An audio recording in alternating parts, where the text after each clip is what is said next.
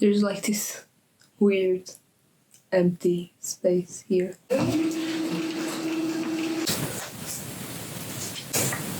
Okay, it all started on June 1st, 2019. I was around 13 years old, I think, and I was scrolling through Tumblr as usual because back then I was in the Sherlock fandom. Maybe you're thinking, what do you mean Sherlock fandom? It was 2019, that's literally like, what, 2 years after the show ended? I just found out about Super Hulock because when Super Hulock was in its peak, I was literally like, what, 11, 10? I was checking my notifications and, which by the way, there were none.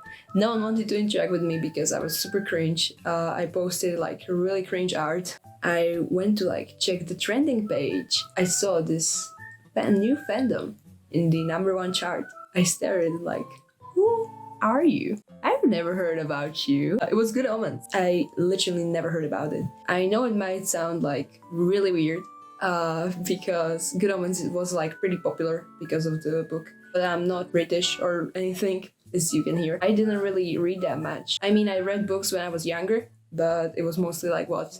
Diary of the Wimpy Kid. Suddenly I see this new fandom pop up. And I remember seeing this fan art of Crowley pinning Aziraphale against the wall, you know, like in the series. And I just thought, gay representation, I love that. I need to see that. Because, you know, back then, the closest you got to gay representation was fucking John Locke or Destil, you know, and we all know how that ended. So yeah, I saw queer people and I wanted to see if they were actually queer. They were. It was around 12 a.m. when I found out and I binged it. I binged it in one night. I remember noticing the sun is rising and I just like kept on going and I finished it in one sitting.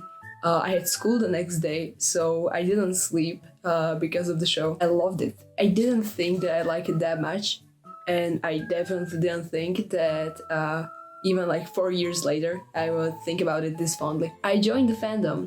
I started drawing fan art. I started interacting with the people, and it was great. And I remember just thinking, I need another season, even if the only reason the season exists is because the director is greedy or whatever. I need it. And I didn't know about Neil Gaiman. I thought it was just like some random guy, but surprise, surprise, it's literally one of the greatest writers in the world. But yeah, I didn't know anything about him. I didn't know that he wrote Caroline. By that time, that was the only thing of his that I knew about. I just thought he was some random guy. And I didn't care if he'd only do it for money. I didn't care if the season was bad or whatever. I really just needed to see more content. I fell in love with Crowley and Aziraphale, and they became one of my greatest comfort characters. Till this day, I became obsessed. And that was like the only thing I could think about for, I don't know, like, 4 months. You know, then it kind of started to fizzle out and I found like a new fandom probably. Because there was no more content coming out, so, you know, everyone kind of moved on and so did I. Until like, what, last year? What do you mean there's another season coming out? I am going crazy over this fact. I wish I could go to my 13-year-old self and just tell her like, who won't believe it? I'm just so excited. Right now, it's June 14th. It's June 14th and we are like 1 month and 14 days away. Yeah, I can't wait. I genuinely can't wait. When the first poster dropped, I went insane. And right now, like as I'm recording this, we have one new teaser, we have trailer, and we have the first episode's intro. That's so exciting. I'm just so excited. But as you know, with popular shows and with shows that have lots of hype, it's inevitable that leaks are going to come out, you know. And I kind of knew that there would be leaks eventually. It's really common for leaks to come out. And I also don't want to know that much about the next season. Like Neil is dropping some info on Tumblr and on Twitter and stuff. And I don't want to know everything, so I don't really interact with the fandom that much, you know, and like the entire thing. But I need more content. I need something to like fuel me so that I can be excited and just like hyped until the second season comes out. And so I had this idea. I should read the book. And I did. I have like some, color stuff. I don't know what is it called. At first, I like tried to organize it, and as I went on, I kind of only put a sticky note on scenes that I like. This one, for example, only says Benedict Cumberbatch. Because I wanted to know on what page Satan comes on Earth. So I read it, I loved it. Right now I have more love for the franchise than I ever did. It just gave me so much insight into the Good Omens world. It gives so much information about the character. This is a must read as a Good Omens fan. I finished this in like 5 days. It was great. Loved it. So right now I'm done with it. And it's June 14th, so we're still a month away from the second season. And I realized that I don't really have much to do right now. So I've decided that I'm going to do a little like project of mine. I'm just going to talk about the book and record it. And it is it. So this should keep me busy for like, I don't know, a week or something. This video is mostly for people that have seen the show, but never read the book and don't plan on reading it. For me, books are kind of expensive, you know, and I don't have that much money. I mean, it's the normal book price, like what, 20 euros or something. I know what books cost, but I know that it's above 10 euros and I don't have that much. I know that some people may have the same problem, or maybe they just don't like reading. That's me, that's literally me. I don't like reading either, but I really love this book. So for all of you that have seen the show and haven't read the book, definitely read it before this review. Like, I mean it. But if you don't feel like it, I'm not going to pressure you, and here's this video. I hope that I'm going to like make it sound interesting for everyone that haven't read it, because this is the first time that I'm doing anything like this, and I really want you to read the book. Like, it's really good. And by the way, if you've never seen the show nor have read the book before, do it. I'm not going to force you like to click off this video or something. I know that sometimes I do the same thing. I sometimes watch video analysis on stuff that I haven't seen, and that's alright, you know. You don't have to really watch everything that you watch a video about. The Good Omens is just such a good franchise, you know. You really, like, you're missing out, genuinely. But if you don't feel like it, stick around, you know. Maybe you'll find out that it's really fun and that you want to read it or like watch it as it goes on. If you're one of those people that have read the book and have seen the series, click off. You can watch this video too, but if I said anything wrong, or you know, I'm boring while talking about it or something, don't be mean in the comments, please. Also, I won't really go into like in-depth analysis. This video is purely for fun. I'm going to talk about the differences that I've noticed that are between the show and the book. And, you know, I'm just going to have fun. Hello, it's me from the future. After going through the original recordings, I realized that the audio issues are really bad. And like, I didn't have my microphone connected for, you know, like the first half hour. I'm really sorry for that. But it's at its worst when I'm trying to read, you know, passages from the book. Because what I do is I put the microphone way too close to my mouth, because I think it will like make the audio louder, but no, it just makes it way worse. And I also stumble a lot, so all the clips of me reading passages from the book are just completely useless and unusable. So I've had to go back and re-record them. Welcome. I will pop up every once in a while to read passages from the book. And don't mind him he lives here. I don't know how to get him out. I'm really sorry for the audio issues. I hope it'll be like bearable to listen to me with that shitty ass microphone. If it gets annoying, feel free to click off. I'll try my hardest to fix that next time I do something like this. So yeah, I'll pop up every once in a while to read something and then disappear again. Let's get into the book. I hope this will be as much fun for you as it is for me, because I wouldn't do this if it wasn't.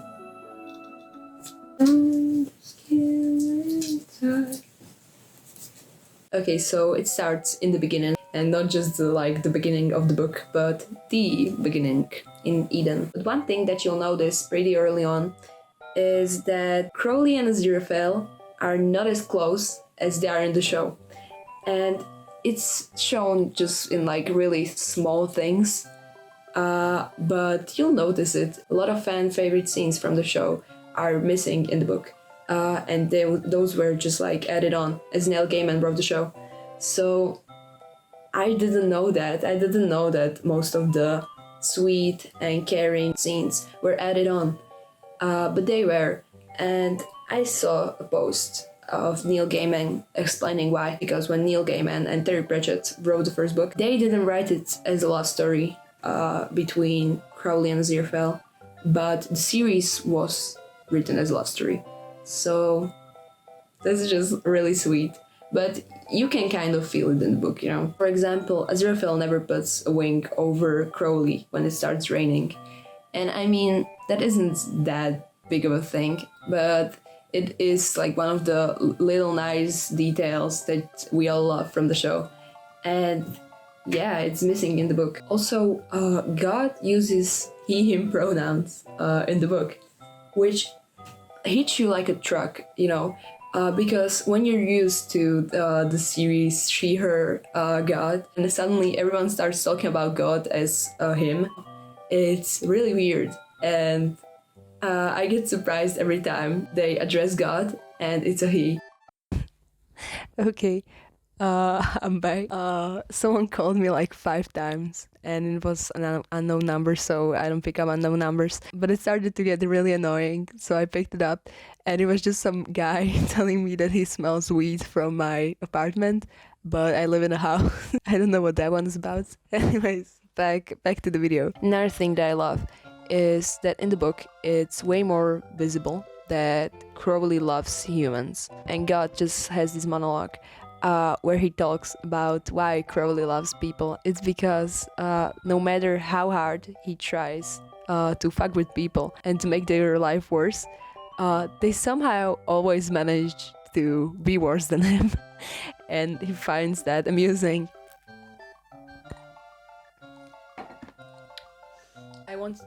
I wanted to make a cocoa, you know, so it would be like funny reference to when Aziraphale made cocoa and then it grew cold. But I made iced coffee. It can't really get colder than that. Back to the book. So, stuff happens as it happened in the series. He takes the Antichrist to hospital and the switcheroo happens and the 3 kids get mixed. And there is like a joke that the 3rd child gets drowned or something, and that because he wins prizes for his exotic fish. And in series, it's never referenced again. But in the book, as like the story goes on, we hear more about Adam and Tadfield and stuff, and we find out about Greasy Johnson. Greasy Johnson is this kid that lives like in the same town as Adam, and he has his own gang and he bullies them. He's like, because he's big, people think he's a bully. He never really chose his own path, but he like gave in and started bullying people. But then we find out that he has a soft side and that he has this little special interest. It's exotic fish. The 3rd child is alive and bullies Adam. That's so funny. I mean, the 3rd child in the series never gets referenced again, you know. That's the last time we hear of him. Speaking of Tadfield, there is way more focus on the them. And the them are so lovely. I love the them. they are so well written. Sometimes they just go on for pages, just talking, and they talk about like the wildest stuff, and they are written as children, so their conversations don't really make sense most of the time, and they talk about like dumb stuff, but it's always so amusing, and you can just feel so much empathy for them and just love them. Also, Adam is written way better than he was in the series. I did not care for Adam. I'm really sorry, I did not. He only seemed like a spoiled brat, but in the book, I mean, he isn't really spoiled, but he is the leader. And there's also like a line that references that. The kids in the group feel like it's the three of them and Adam as their leader, but they are still a group. But yeah, he's way more charismatic, and I love him genuinely. He feels like the neighbor's kid, you know. Is he kind of annoying? Yes, but you saw him grow up, and you can't help but care for him a little bit. Crowley and Aziraphale then meet, decide they are going to stop the Armageddon together, and fake being Mary Poppins and a weird gardener. Also, they only do these roles for like few years, and then they both resign and come back as teachers and then teach him like history and stuff. So they are there for like the 11 years, but just as different people, and just follow him around until he grows up. So Warlock's 11th birthday comes up, and the party is way better in the book than it is in the series. That's my personal opinion. So Aziraphale is still doing magic tricks, Crowley is still a raider. Aziraphale does his magic and the kids hate it, so he tries to like impress them, but the reason why he's failing so bad is because he's doing like really outdated magic, and the kids don't care, because Aziraphale went to a magic class in 1870s, and Crowley knows that and is just embarrassed for him, you know, because it's really cringe. So yeah, Crowley stares out the window. Aziraphale does this trick where he needs someone to have handkerchief, but no one has handkerchief in the room because it's not 1870s. I don't know how it's read, I don't know. So he miracles for a CIA agent to have one in his pocket. But as the CIA agent tries to pull it out, it gets stuff on his gun, and Warlock grabs it. "Hands up, dog brats," he shouted gleefully. The security guards were in a quandary. Some of them fumbled for their own weapons. Others started edging their way towards, or away from, the boy. The other children started complaining that they wanted guns as well, and a few of the more forward ones started trying to tag them from the guards, who had been thoughtless enough to take their weapons out. Then someone threw some jelly at Warlock. The boy squeaked and pulled the trigger of the gun. It was Magnum 32, CIA issue, grey, mean, heavy, capable of blowing a man away at 30 paces, and leaving nothing more than a red mist, a ghastly mess, and a certain amount of paperwork. Aziraphale blinked. A thin stream of water squirted from the nozzle and soaked Crowley, who had been looking out the window, trying to see if there was a huge black dog in the garden. Aziraphale looked embarrassed. Then a cream cake hit them in the face. There was like a gun scene in the book, and Crowley almost gets discorporated, but Aziraphale miracles for it to only be like water gun, and it's really sweet. Then they leave the party because the dog is not showing up. With a gesture, Aziraphale turned the rest of the guns into water pistols as well and walked out. Crowley found him on the pavement outside, trying to extricate a rather squishy dove from the arm of his frock coat. "It's late," said Aziraphale. "I can see that," said Crowley. "Comes of sticking it up your sleeve." He reached out and pulled the limp bird from Aziraphale's coat and breathed life back into it. The dove cooed appreciatively and flew off, a trifle wearily. "Not the bird," said the angel. "The dog. It's late." So yeah, Crowley is the one to save the dove from Aziraphale's coat.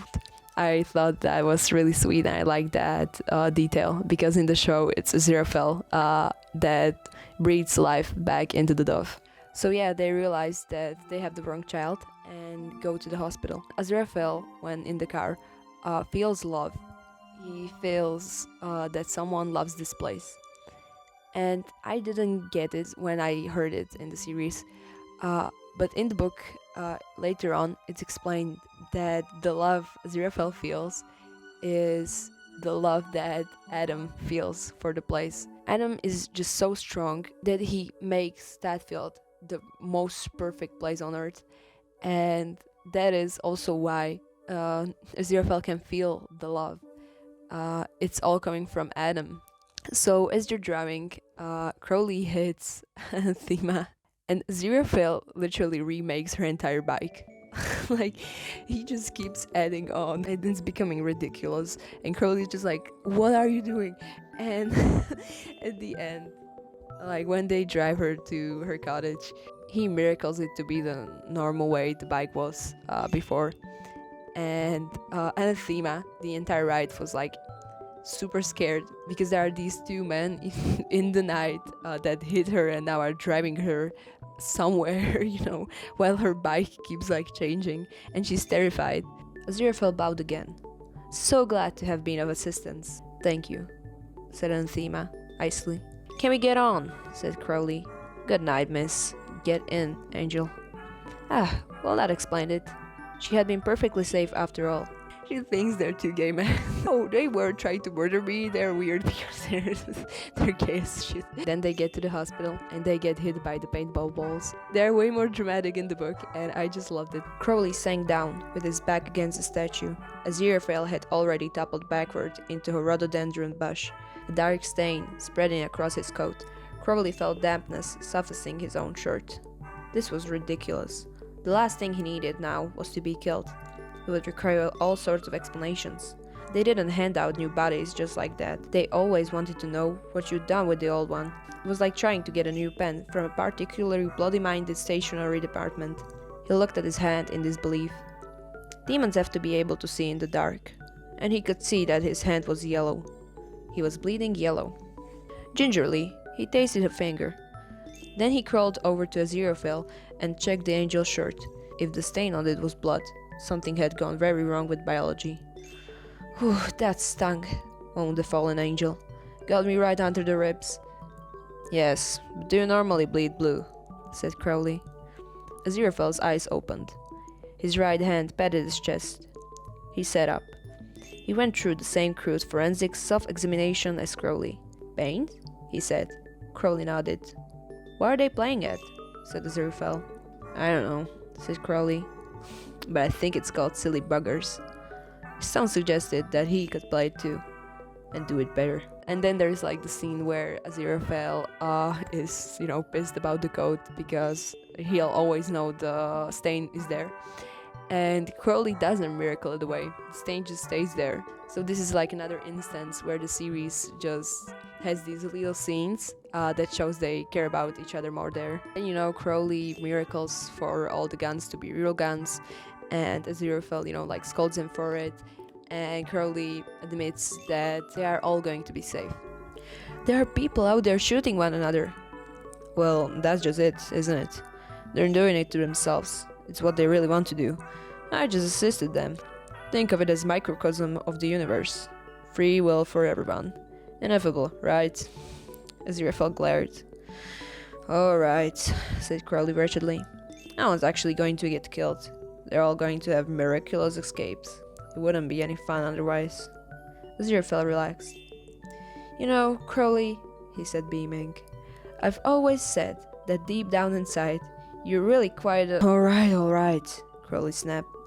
"Tell the whole blessed world, why don't you?" And that's it. He doesn't pin him against the wall. Sister Mary doesn't interrupt them or anything. That's another scene that was added in the series. So yeah, they found out that there are no records anymore, that they're fucked, and they go home and just promise each other that they're going to call their human associates, which is just Shadwell and Newt. And this is the last time that we hear about these two, and that is because Aziraphale, he just stuck in his bookshop for like 2 days, I think, and there is like moss on the cocoa and everything. Nothing much happens in those 2 days, but a lot of things happen to other humans. So there is just like a big part of the book where we just don't hear about these two.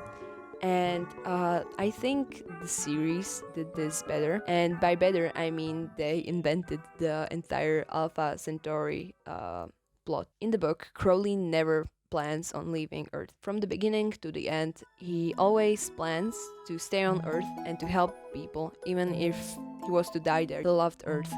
He loved it better than, hell, obviously. So he never tries to escape, and he's trying his hardest to save it. So in those 2 days, he kind of just stays in his apartment, and Aziraphale is going through the book. Which also brings me back to the fact that another scene where they show love or any kind of strong emotions towards each other is missing. The entire we can go off together. That scene is not in the book. There are just so many great scenes missing in the book. And they're not missing, they are just not there because they were added on. And I know that the book was first. It was literally written in the 80s, this is the source material. But for me, as someone who has seen the series first before reading the book, reading it is really weird. What do you mean most of my favorite scenes are not here? So you just start reading and you're waiting for your favorite scene to come up, and then it doesn't because it's not in the book. It was added on in the series. It's so weird. Anyway, so the humans get most of the spotlight here, and it's really sweet. I truly fell in love with Anathema and Newt. Those two were great. They had way more chemistry in the book. Also, I found out that Newt is just so relatable, and God just rants about him for a page or so, and I loved it. It's one of my favorite pages because it's just so relatable. Newt Pulsifer had never had a cause in his life, nor had he, as far as he knew, ever believed in anything. It had been embarrassing because he quite wanted to believe in something, since he recognized that belief was the lifebelt that got most people through the choppy waters of life. He'd have liked to believe in a supreme God, although he'd have preferred a half-hour's chat with him before committing himself, to clear up 1 or 2 points. He'd sat in all sorts of churches, waiting for that single flash of blue light, and it hadn't come. And then, he tried to become an official atheist, and hadn't got that rock-hard, self-satisfied strength of belief. And every single political party had seemed to him equally dishonest, and he'd given up on ecology when the ecology magazine he'd been subscribing to had shown its readers a plan of self-sufficient garden, and had drawn the ecological goat tethered within 3 feet of the ecological beehive. Newt had spent a lot of time at his grandmother's house in the country and thought that he knew something about the habits of both goats and bees, and concluded therefore that the magazine was run by a bunch of bib, overwrought maniacs. Besides, it used the word community too often. Newt had always suspected that people who regularly used the word community were using it in a very specific sense that excluded him and everyone he knew. Then, he tried believing in the universe, which seemed sound enough, until he'd innocently started reading new books with words like chaos and time and quantum in the titles. He'd found that even the people whose job of work was to speak the universe didn't really believe in it, and were actually quite proud of not knowing what it really was, or even if it could theoretically exist. To Newt's straightforward mind, this was intolerable. Newt had not believed in the Cub Scouts, and then, when he was old enough, not in the Scouts either. He was prepared to believe, though, that the job of wages clerk at United Holdings, PLC, was possibly the most boring in the world. This is how Newt Pulsifer looked as a man. If he went into a phone booth and changed, he might manage to come out looking like Clark Kent. So Aziraphale found out that the Antichrist lives in Tadfield, and right now he's really split on whether he should tell Crowley or tell God. Aziraphale was dithering. He'd been dithering for some 12 hours. His nerves, he would have said, were all over the place. He walked around the shop, picking up bits of paper and dropping them again, fiddling with pens. He ought to tell Crowley. No, he didn't. He wanted to tell Crowley. He ought to tell heaven. He was an angel after all. You had to do the right thing. It was built in. You see, a while, you thwart. Crowley had put his finger on it right enough. He ought to have told heaven right from the start. But he'd known him for thousands of years. They got along. They nearly understood one another. He sometimes suspected they had far more in common with one another than with their respective superiors. They both liked the world, for one thing, rather than viewing it simply as the board on which the cosmic game of chess was being played. Well, of course, that was it. That was the answer, staring him right in the face. It'd be true to the spirit of his pact with Crowley if he tipped heaven the wink, and they could quietly do something about the child. Although nothing too bad, of course, because we're all God's creatures when you got down to it. Even people like Crowley and the Antichrist, and the world would be saved, and there wouldn't have to be all that Armageddon business, which would do nobody any good anyway. Because everyone knew heaven would win in the end, and Crowley would be bound to understand. Yes, and then everything would be alright. He decides to tell God because he thinks it's the better thing to do, not because that's what he has to do as an angel, but he thinks that Crowley is safer with the heaven dealing with it and not the two of them. We all know how that goes. The entire Metatron thing happens. Shadwell arrives and Aziraphale gets discorporated. One thing that is like super obviously different from the series is they never go to heaven nor hell. Heaven and hell are always mentioned, but are not like locations that anyone visits. They never go like to report up or down, and the entire switcheroo at the end doesn't happen. Crowley and Aziraphale never switch bodies, and they never go to hell nor heaven. And so when Aziraphale gets discorporated, he doesn't visit up there. He instantly goes to like possess people.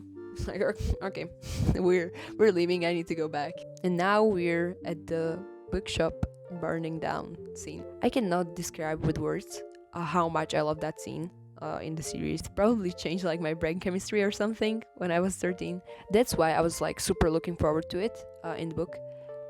But it's a little bit different.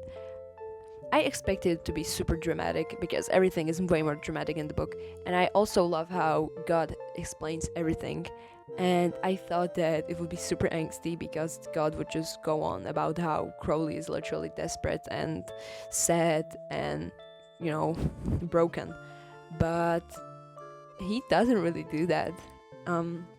Is Crowley sad? Is Crowley, screaming and hopeless? Yes. But I thought it would be way more dramatic, and it is dramatic, but I don't think it's as dramatic as in the series. We're here at the bookshop scene. Where's the fly?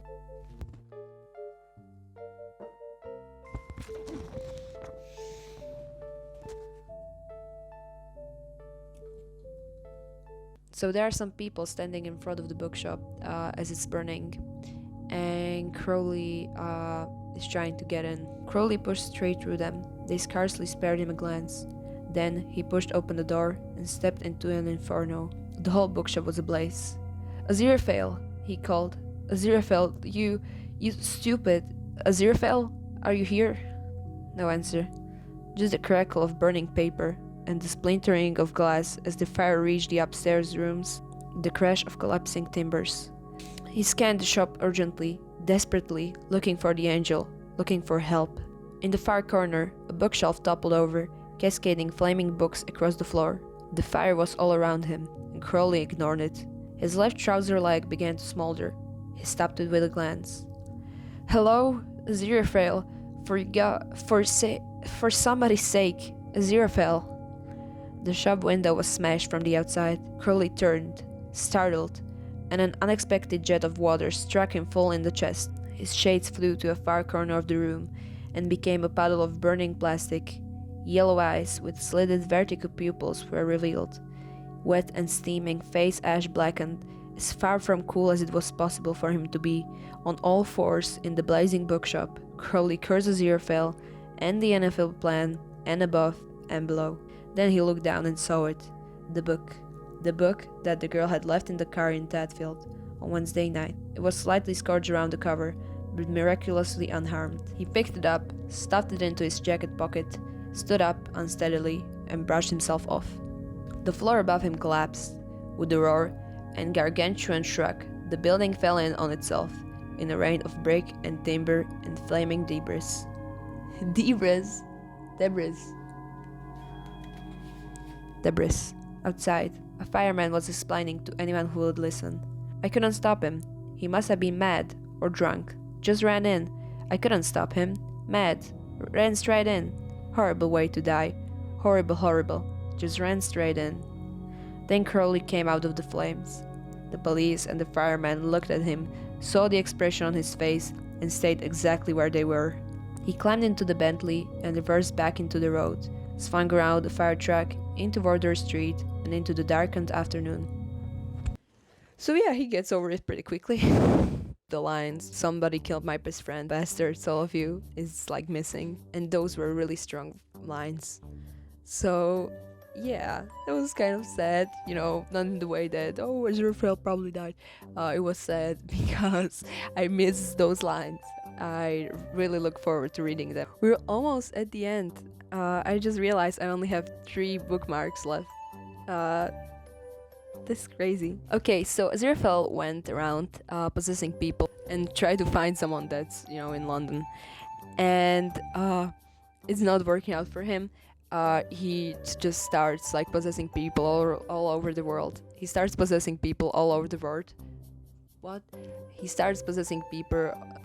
He starts possessing people all over the world, and he possesses someone in America that talks on TV about God, while not caring that much and mostly doing it for profit. And as he's talking, and he's on TV, and Aziraphale heard everything that the guy said about the apocalypse, and Aziraphale decides to speak about it. Well, nice try, he said in a completely different voice. Only it won't be like that at all.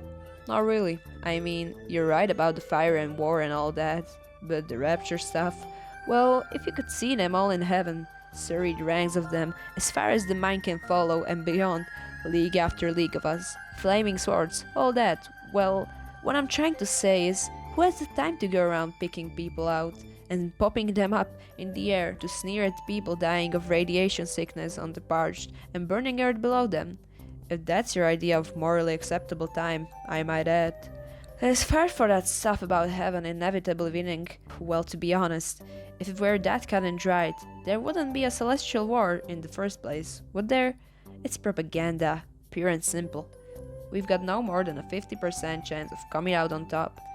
You might just as well send money to a Satanist hotline to cover your bets, although, to be frank, when the fire falls and the seas of blood rise, you lot are all going to be civilian casualties either way. Between our war and your war, they're going to kill everyone and let God sort it out, right? Anyway, sorry to stand here wittering. I've just got a quick question. Where am I? It's the devil! Lord protect me! The devil is speaking through me! He erupted, and interrupted himself.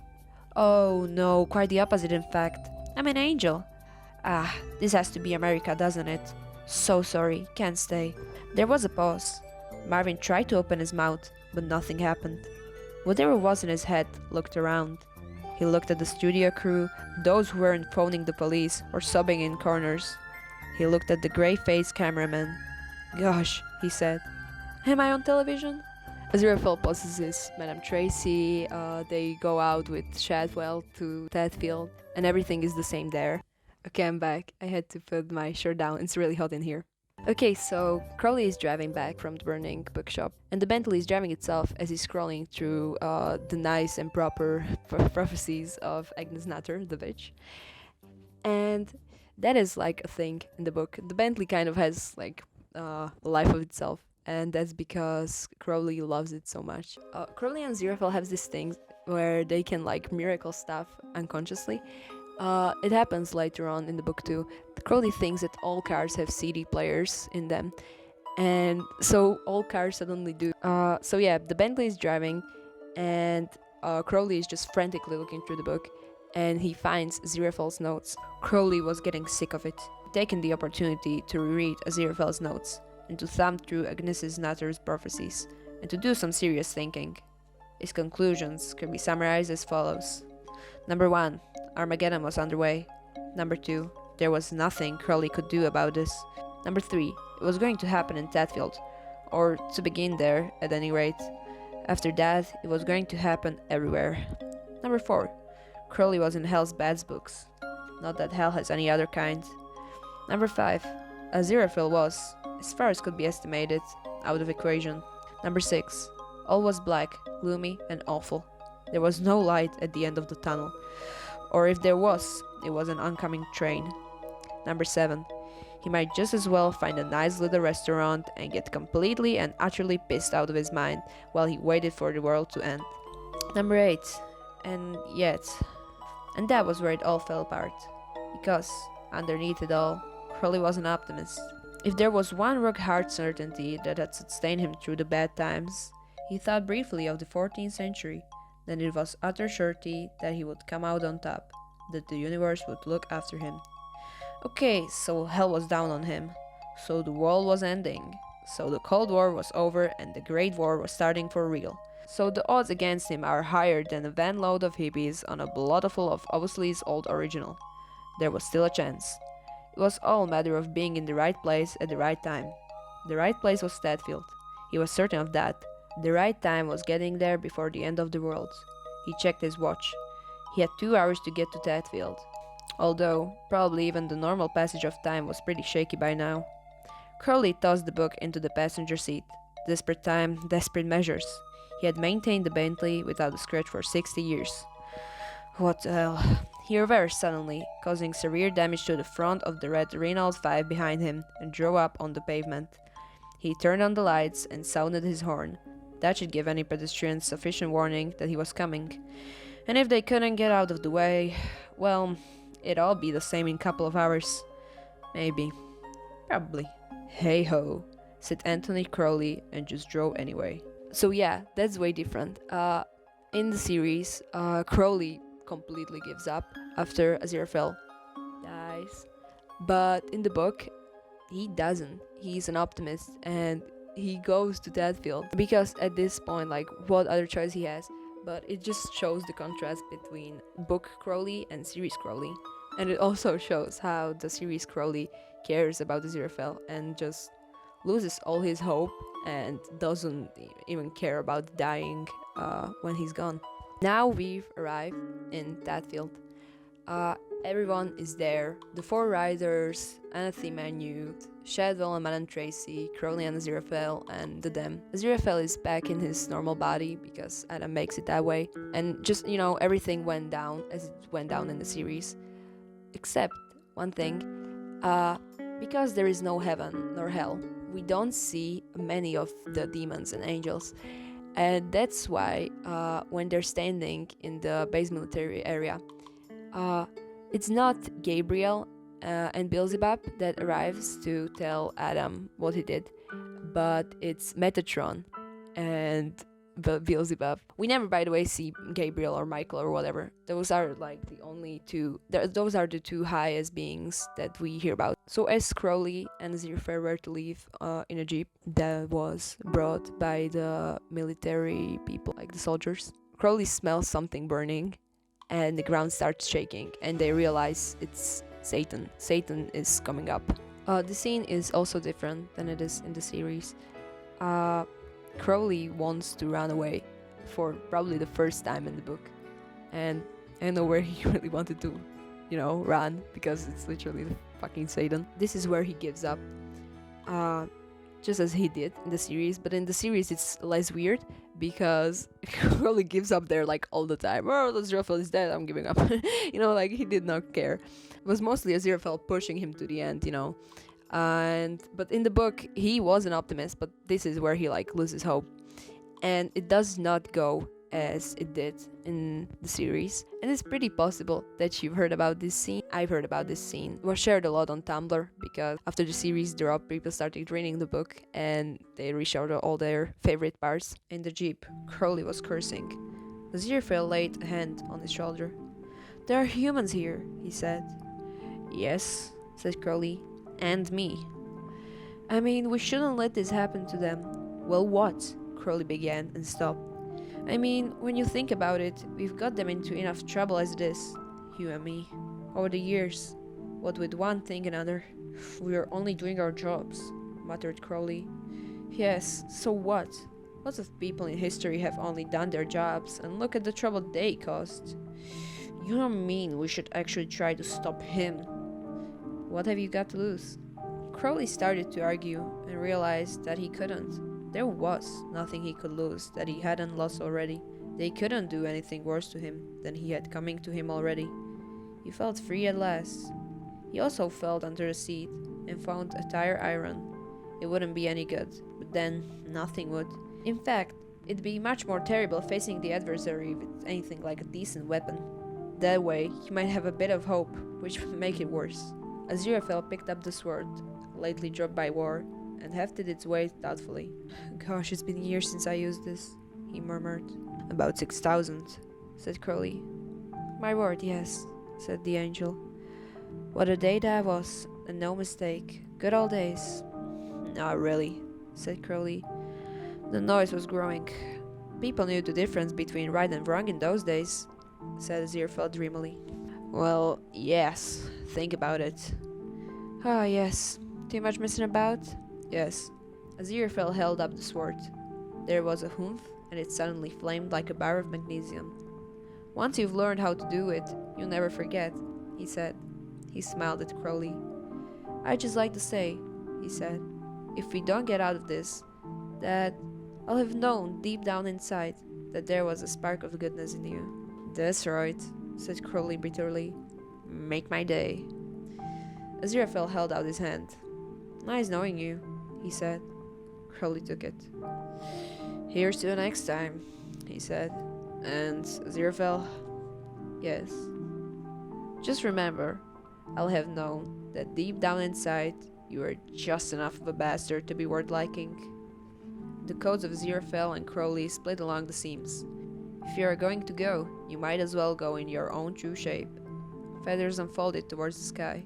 Contrary to popular belief, the wings of demons are the same as the wings of angels, although they're often better groomed. So yeah, they're about to face the devil, and Satan is about to come up. But Adam starts. There's I don't know how to explain it, but I can show it right here.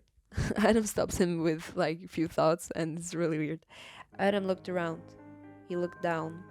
His face took on an expression of calculated innocence. There was a moment of conflict, but Adam was on his own ground, always and ultimately on his own ground. He moved one hand around in a blurred half circle. And that does it. Satan doesn't come up ever. So that's why I find it really weird that it happens in the series. And the fact that he's dubbed by fucking Benedict Cumberbatch. What do you mean? Whose choice was that? Who went to Benedict Cumberbatch oh yeah, submate. Do you want to play the devil? Do you want to play Satan in Good Omens? He had 5 lines. Did you really need to hire Benedict Cumberbatch? So yeah, the Armageddon is done. Mr. Young arrives and the Dam escape, and Aziraphale and Crowley go home. They are just left alone by heaven and hell from then on. And the last scene that they have together is the Ritz. And Crowley says that the next war is going to be between humans and the occult and ethereals. And they go to the Ritz. The hummingbird sings, and that's it for the two of them. The book actually ends with Adam. It ends with Adam escaping and Adam grabbing the apple and running away to catch dog. If you want to imagine the future, imagine a boy and his dog and his friends, and a summer that never ends. And if you want to imagine the future, imagine a boot. No, imagine a sneaker, laces trailing, kicking a pebble. Imagine a stick to poke at interesting things. Imagine a tuneless whistle, pounding some luckless, popular song into insensibility. Imagine a figure, half angel, half demon, all human, slouching, hopefully towards that field, forever. The end. The end. And that's it. We're done. It just hit me like a truck. The book was just so good. It was... I fell in love with it. I liked the series better because of it, definitely. So did I do nothing except read for a week straight? Yes. Do I regret it? No. If you haven't read the book and are a fan of Good Omens, what are you doing? really, you have to read it. I know that maybe you don't have the motivation. I mean, literally, it took me 4 years to get to it, but I loved it. I loved it so much. And we're at the end of this video. I don't know what to really call this because it wasn't an analysis or something, and it wasn't like a book review or anything. It was just me talking about something that I care about for like hour or so. But I really enjoyed this. I really liked talking about something that I care about, and I hope you enjoyed this too. If you did, please let me know. I hope I did the book justice. If I didn't, I guess you can let me know in the comments, but I will cry. No, I'm joking, tell me. I sure hope we'll see each other next time in another video of mine, but I don't know if I'll ever find the motivation to do it, but I mean, maybe once. And yeah, thank you so much for watching. I really appreciate it. I appreciate everyone that actually stuck through my bad English and, really bad editing probably. I don't really edit that much. And the sound issues, the sound issues are going to be there. But I appreciate it. And thank you so much for watching. Hopefully we'll see each other next time. So, bye-bye. Fucking finally done with this.